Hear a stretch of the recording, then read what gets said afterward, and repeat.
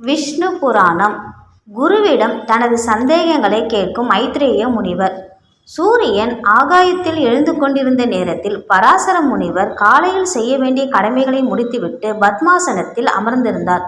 அப்பொழுது அவ்விடத்திற்கு மைத்ரேய முனிவர் தனது குருநாதரை காண்பதற்காக வந்திருந்தார். தன்னுடைய குருநாதரை கண்டதும் அவரை வணங்கி நின்றார். குருநாதரான பராசர முனிவர் அதிகாலை பொழுதில் தன்னுடைய சீடன் தன்னை காண வந்திருக்கின்றார் என்றால் அவருடைய மனதில் பலவிதமான எண்ணங்களும் ஐயங்களும் ஏற்பட்டிருக்கும் என்பதை அவரை வணங்கிய விதத்திலிருந்து கண்டறிந்தார். பின்பு குருநாதர் தனது சீடனை நோக்கி, மனதில் என்ன குழப்பத்தில் ஆழ்ந்திருக்கின்றாய்? ஏதேனும் ஐயம் உள்ளதா என்று வினவினார்.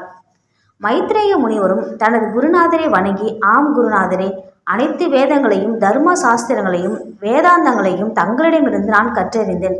இன்று பல சாஸ்திரங்களையும் கற்றறிந்த அறிஞர்கள் பலர் எம்மை பாராட்டுவதற்கு முதன்மை காரணமே தங்களிடம் நான் கற்றதே ஆகும் என்று கூறினார்.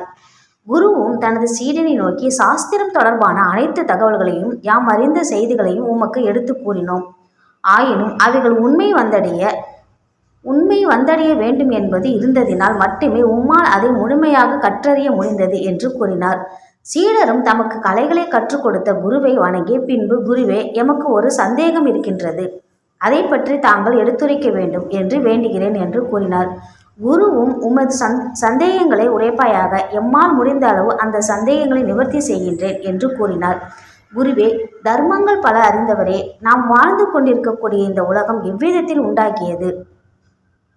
இனி வரப்போகின்ற நாட்களில் இந்த உலகம் தன்னை எவ்விதத்தில் மாற்றிக்கொள்ள இருக்கின்றது என்பதையும், இந்த உலகம் எதன் சொர்பமாக விளங்குகின்றது, உலகம் எப்படி உருவாயிற்று, எங்கே இருக்கின்றது, பஞ்சபூதங்கள் எப்படி உருவானது, அவைகள் எவ்விதத்தில் நம்மை கட்டுப்படுத்துகின்றன, மேலும் தேவதைகள், உயிரினங்கள் முதலியவற்றின் உற்பத்திகளையும் படைப்பு தொழிலானது எப்படி தோன்றியது என்பதையும், இந்த உலகத்தில் இருக்கக்கூடிய கடல்கள், மலைகள் எவ்விதத்தில் தோன்றி இருக்கின்றன என்பதையும், அவைகள் பூமியில் இருக்கக்கூடிய நிலைகளை பற்றியும், பூமிக்கு வெளிச்சத்தை அளிக்கக்கூடிய சூரியன் மற்றும் சந்திர கேள்விகளின் நிலைகளை பற்றியும், அவர்களுடைய அளவுகளை பற்றியும், தேவர்களுடைய அம்சங்களை பற்றியும், மனுவந்தாரங்களையும் மகா கல்பங்களையும் 4 யுகங்களின் பிரிவுகளையும் அவைகளுடைய முடிவு நிலைகளையும் ஒவ்வொரு யுகத்திலும் செய்ய வேண்டிய தர்மங்களையும் நான் அறிந்து கொள்ள மிகுந்த ஆவல் கொண்டிருக்கின்றேன்.